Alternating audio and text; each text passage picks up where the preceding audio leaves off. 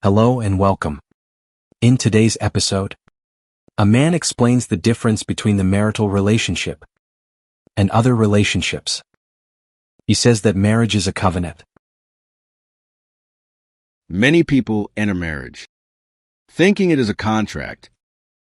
If it stops working, they walk away.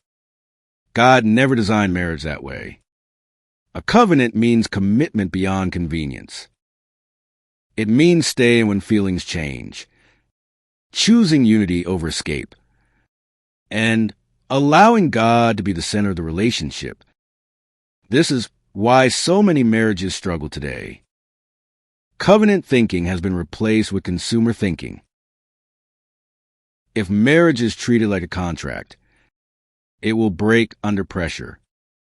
If it is understood as a covenant, it can survive storms. Why does God call marriage a covenant?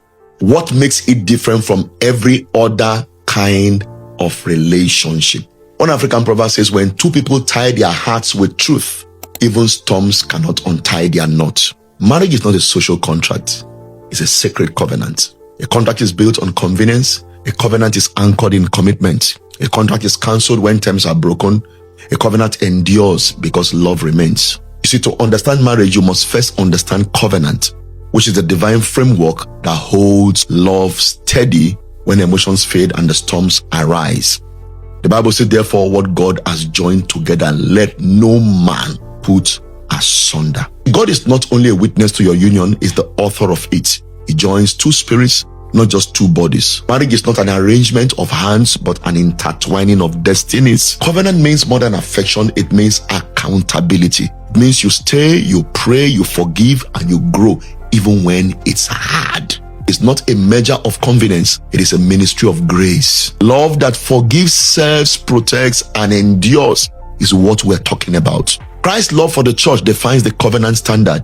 The Bible says he gave himself for her, that he might sanctify her by the washing of water by the word and never abandon her. See, this is the blueprint. It's called sacrificial love, faithful service, and divine partnership. Marriage in God's design is more than romance, it is representation. Every covenant couple becomes a living testimony that love can outlast storms when grace holds the anchor.